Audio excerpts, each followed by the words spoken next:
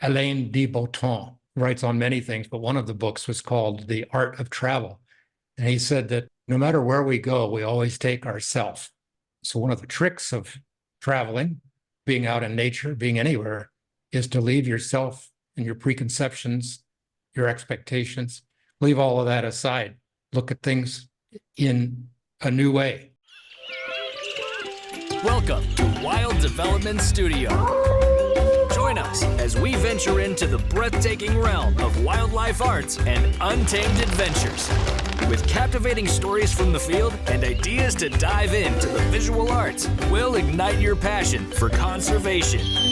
Get ready to develop something wild. Welcome to Wild Developments. I'm your guide, Lauren, and today we're talking to Russ Roberts. In his memoir, Unlearning to Fly, Navigating the Turbulence and Bliss of Growing Up in the Sky, Roberts reveals how his steadfast love of airplanes guides him through a difficult childhood and empowers him to set the course for his own life. Equally fascinating and poignant, Roberts' memoir will make you feel the awe of sitting in the cockpit, from the wonder of taking flight, and the unbridled joy of achieving goals. He grew up in Alaska and became the youngest licensed flight instructor in the U.S. at just 17 years old. Russ Roberts embraces new experiences, especially the kind that make for good stories. An international airplane pilot for 32 years and a former radio broadcaster, Russ lives in the Pacific Northwest and Virginia. Well, Russ, thank you so much for being here today. It's really my pleasure to be here with you, Lauren. I have to jump right into my first question because just like your book, it jumps right into the action. Unlearning to Fly, Navigating the Turbulence and Bliss of Growing Up in the Sky. The prologue describes you at 25 years old, piloting a plane at 9,000 feet over the ocean. And you describe what that moment's like for you, hitting some pretty gnarly turbulence. Amidst that chaos, your mind goes to your father, who kept you safe despite battling alcoholism. You go on to describe how in that moment you must unlearn to fly, and his advice is no longer applicable to you. And I believe a lot of people can actually relate to that, whether it's with their own parents or relatives or being disillusioned with work and politics. What exactly in that moment made you realize that you had to start forging your own path? This was 40 years ago, and of course it's a memoir, so there has been some seepage into my thoughts in those intervening years, I'm sure. But I was reminded the other day, I was talking to a friend, and friend I hadn't seen since high school, and she said something about, oh, we weren't raised that way. Sometimes the way we were raised doesn't serve us. It hasn't served me 100% of the time. And so a lot of the teachings that I thought were gospel, my parents brought to me, were proved to be not good for my own sense of being in life, you know. So I had to unlearn many of the teachings that they taught me. However, I also had to discriminate, because a lot of the things they did teach me were valuable and have served me my entire life. So how do you separate that, the wheat from the chaff, so to speak? It's an interesting question. As I get older, I hear a lot more people say that we realize that nobody really knows what we're doing. We're all just kind of winging it, which is kind of a good pun for your book. What was that like, starting to navigate life on your own terms? The trip across the ocean in the single-engine airplane was a great metaphor for that whole experience, the coming of age, the becoming a self-actualized person in one's own right. And so the trip thrusting me out over the ocean, my father, there's a little background, he was also a pilot, a little airplane pilot who just wanted to be an airline pilot like me. He never made his goal, but he taught me so much. He was my primary flight instructor coming along. And so over the ocean, I found myself hundreds of miles offshore, over the Arctic Sea, places he'd never been before. I realized that I was a pioneer. I'd superseded anything that he had done. And that brought back to me that I'm in uncharted territory, and it'd be best if I start figuring things out for myself. So Yeah. that's the genesis of that train of thought.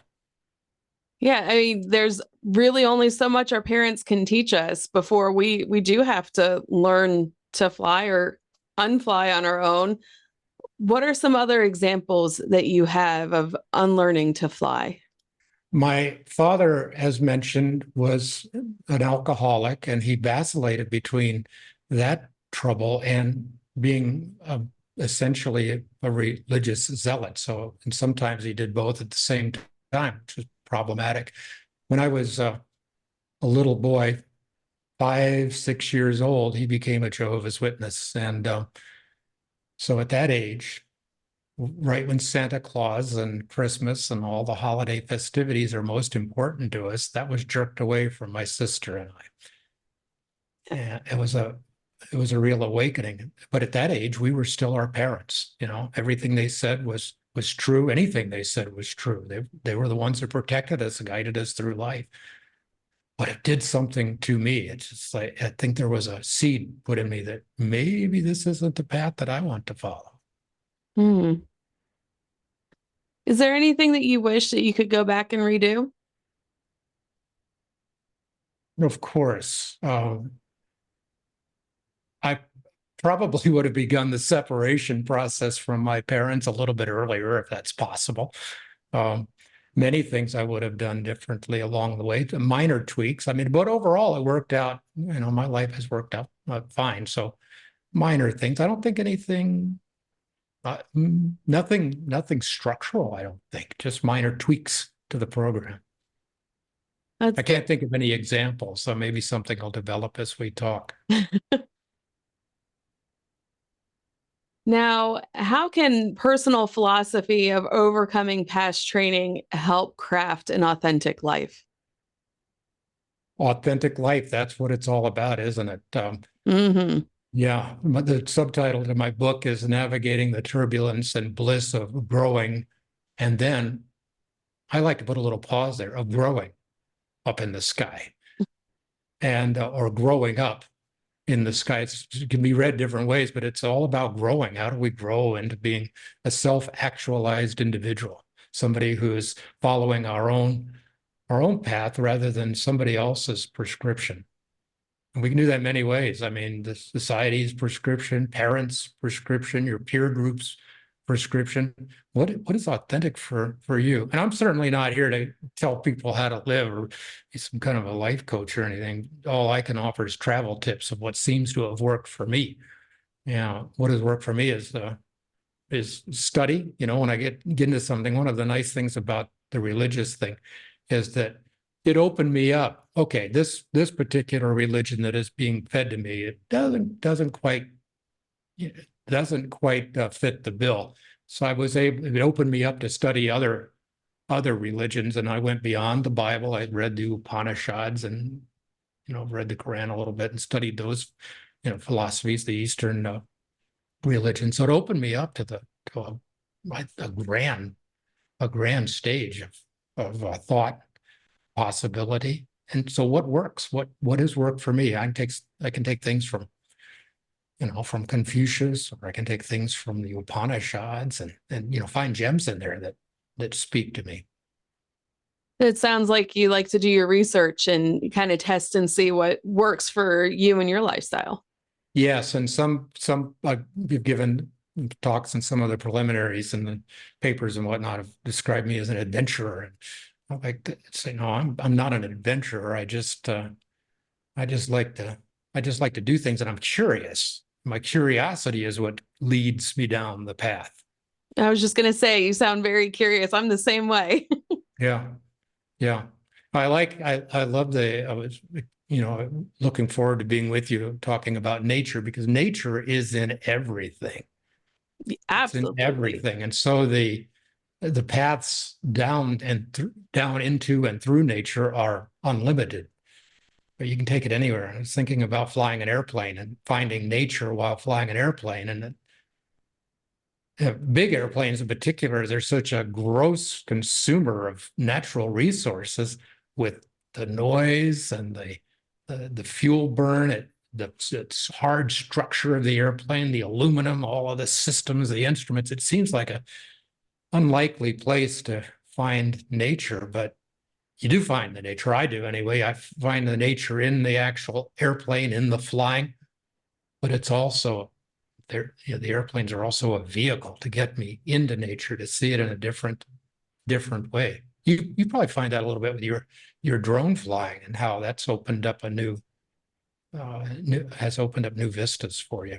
Yeah, it definitely adds a whole new perspective to life. And it being up, I'm limited to 400 feet in most places. And even at 400 feet, it really reminds you how small we are and how connected we are. If we just get up above the trees a bit, you can see, we're actually a lot closer than we think. It's a small world, but also it's a big world too. I recently flew from Seattle to Cincinnati, and the mountains, I was blown away at how many snow-covered mountains there were for miles and miles and miles. It's like seemingly untouched by humans. What's been your favorite view from the pilot seat?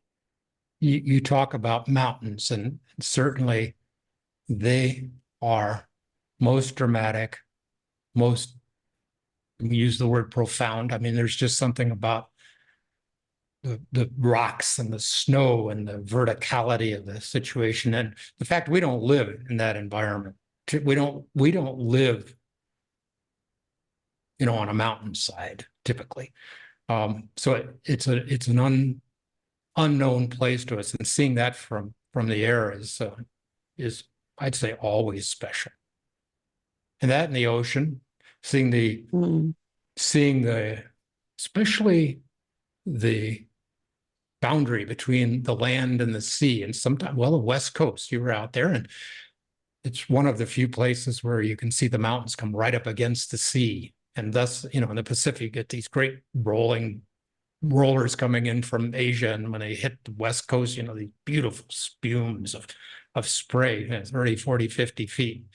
And then you see this blue and the grays of the Pacific right up against the vertical mountains, like you said, with the snow, and it's truly incredible. Mm-hmm. And once in a while up there, you can look down on, when you're low altitude anyway, little airplanes. It wasn't too long ago in my little airplane, I saw a whale. Oh, cool. Yeah, and you see the whole thing. I mean, I don't know how deep the whale was, maybe 10, 15 feet. I could see the entire whale at one time. That is really neat. Really neat. Really neat. Yeah. My husband was flying a drone once when we were in Florida, and I was on a stand-up paddleboard, and he got some dolphins swimming underneath me. And I would have never seen it if it wasn't for that drone being up in the air. You get it. That's it, isn't it? It's just incredible. Mm-hmm. And looking at things differently, so that with the airplane and the drones, we can look at things in a different way if we're open to it. There's a writer, Alain de Botton, writes on many things, but one of the books was called The Art of Travel. And he said that no matter where we go, we always take ourselves. So one of the tricks of traveling, being out in nature, being anywhere, is to leave yourself and your preconceptions, your expectations, leave all of that aside. Look at things in a new way, so that when you're traveling to Europe, he was talking about Europe, and traveling anywhere,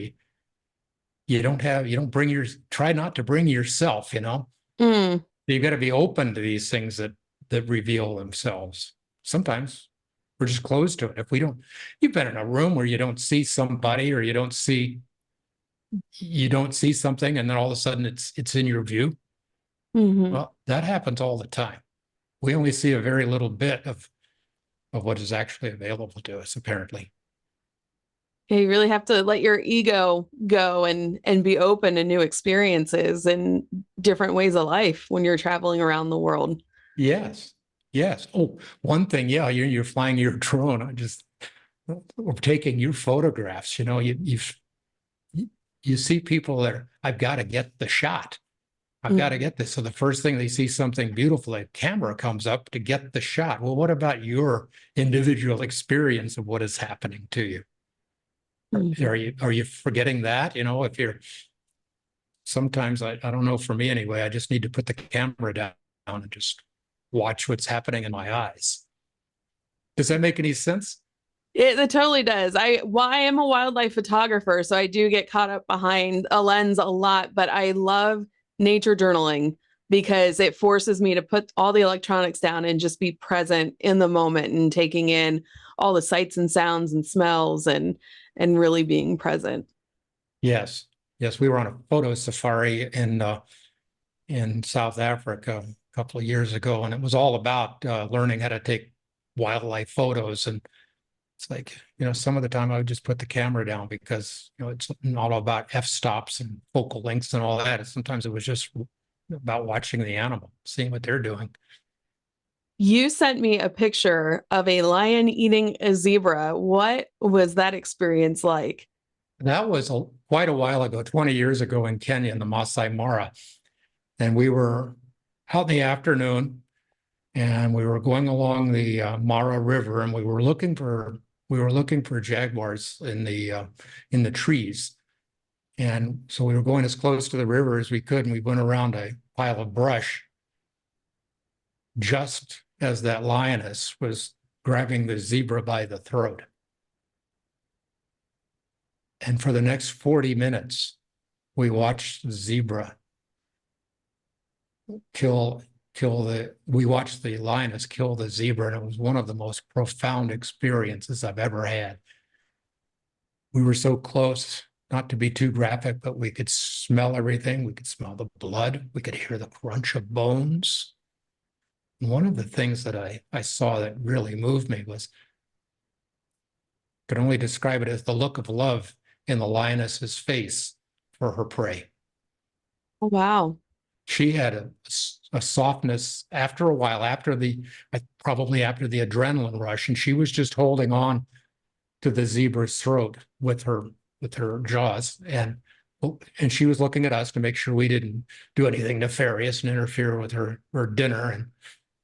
But then there was a softness that developed in her eyes. It's like, I love this zebra. What did the zebra mean to the lioness? Whether she was aware or not, it meant life for her. Mm-hmm. Wow. That transfer. So yeah, for 40 minutes, and finally the zebra was still, and then we left. And the next morning we went back, and all that was left was the torso of the zebra. They'd been cleaned out, and head, legs, everything gone. And the driver of the Land Rover said, "Don't get out, because that lioness is behind one of these bushes. And if you get close to that carcass, you're going to come very close to Ms. Lion." Wow. Yeah, it was quite an experience. That is not something that you get from sitting at home watching TV, watching Animal Planet or whatever. I never even thought about being able to hear the crunch of the bones and smelling the blood and even just seeing the look of that lion after, because, on TV, they're showing that the shock and awe of the animal being eaten. You don't see 40 minutes later when that lion has shown gratitude and appreciation for its meal. That's what it looked like. And, you might expect the smells and the sounds if you opened yourself to that possibility. But what I never would have expected was that look of adoration that she had. Wow. That sounds incredible. It truly was, Lauren. It really was. Was that your favorite experience in nature, or do you have another? One of them. Yeah. One of them. I'd say the safari. I mean, that was when I first went there. I'd never been on safari before that Kenya experience 20 years ago. And I joined a safari in progress. The other group is small. It was like 6 of us. But I joined it 3 days after they had begun for a couple of reasons. But so I was like, whoa, look at zebras, wildebeest, look, more zebras. And everybody else was like yawning, as didn't realize that they were going to be part of the landscape, part of our picture for the next 2 weeks. They were always there, and the wildlife was everywhere. It was truly incredible. So that's a photo safari was one of my favorite experiences. Another peak experience that way was going to Antarctica. on it. Did you fly in or did you take a boat? No, I went down to join one of the expedition cruise ships down in Ushuaia, the southernmost city in the Americas, down in Argentina. And we joined the vessel there. We were ostensibly recreating the route of Shackleton on his famous trip down to the Southern Ocean. But all along the way, again, who would have expected? I never would have expected such wildlife. Just not endless, but boy, it was prolific. I never thought of seeing jellyfish, and not little jellyfish, 12, 18-inch diameter jellyfish, beautiful, swimming along in this water that was 32 degrees, 0 Celsius, just and doing just fine. I always thought of jellyfish as being warmer water creatures, but the jellyfish, the penguins, the birds, just everywhere. So yeah, another wonderful experience. That sounds amazing. Jellyfish the size of a dinner plate. Yeah. And yeah, you're right. You think of those guys as being tropical and not down where it's cold. Surprising, surprising thing. I guess that sort of points to what we were talking about earlier, opening up to the world of possibility and getting outside our expectations. Mm-hmm. That was pretty obvious there. Hey, there's a jellyfish in the Southern Ocean and in almost freezing water. And so what else is out there for us to see? That's incredible. I did want to ask you about your writing process, because I noticed when I was reading your book that, and especially being an artist, I really appreciated the scene where you're describing the clocks on the plane, not like a Picasso, but like a Salvador Dali, and dripping clocks. And throughout the book, you had this incredible color description and you really painted the scene with your words. Is that something that you consciously do, or is that just your natural style of writing? My natural style of writing, for me, I think that's kind of amusing because I've written one book. And did I research it? Did some fact checking, but I spent my whole life researching. So my writing style is a work in progress. I really don't have what I can describe as a style. I just kind of when I was writing, I just tried to fill out the palette so that I could create. In writing school, they call it, creating the world creation, creating a world that the reader can see. I know in my brain, I know what it's supposed to look like, but how do you do that with words? As you do it with color or composition in photography. For the words, it's something that, it's a skill to develop, but I really try to keep that in mind as I'm describing something. What is this going to look like? That old thing they tell you, don't tell it when you're writing, show it. Paint a picture for people. So I try to remember that. You did a really good job with that. I did appreciate you did have some pictures in there too. And that really helped to bring the story a little bit more to life. And you had that glossary in the back of the book with the aviation terms.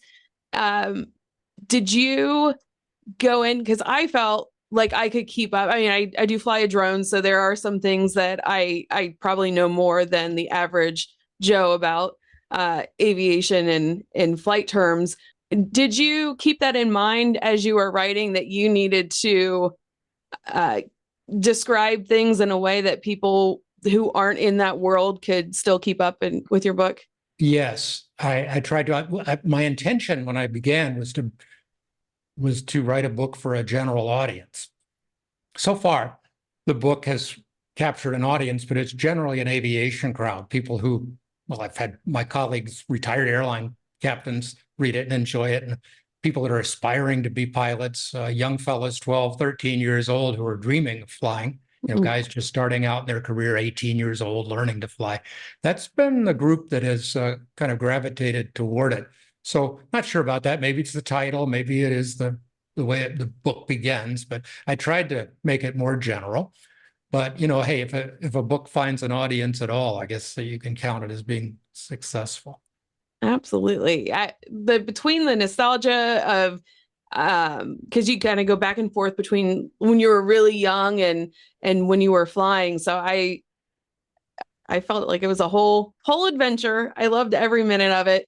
Um, and I don't want to give away too much of your story, but in your turning point story, you're facing your mortality. You had a broken compass. Your single engine plane was ice up. I mean, you experienced nature, like the bad part of nature, where you are just vulnerable to the elements. How did you? How do I want to ask this question? Even like how were you conscious of how vulnerable you were to the elements and what was going through your mind? Very much. And the only thing I can think of that's analogous to that is young people out in combat. Mm, They leave school, high school typically for enlisted people, and they can find themselves in combat after training and thrown into a strange alien world. And this flying, this trans-ocean single engine delivery of airplanes was like that for me, thrusting me out into a universe really that was alien, obviously dangerous. I've thought about that in years past. I spent most of my career flying airliners, which have their own challenges. But back then, I launched off of the ocean with one engine, no de-icing equipment, um, unknown weather, limited navigation equipment. If I did that in an airliner, I'd have to declare an emergency and have the crash, fire, and rescue come to the airplane before we ever left the gate. I mean, so that single engine ocean flying is pretty big league stuff.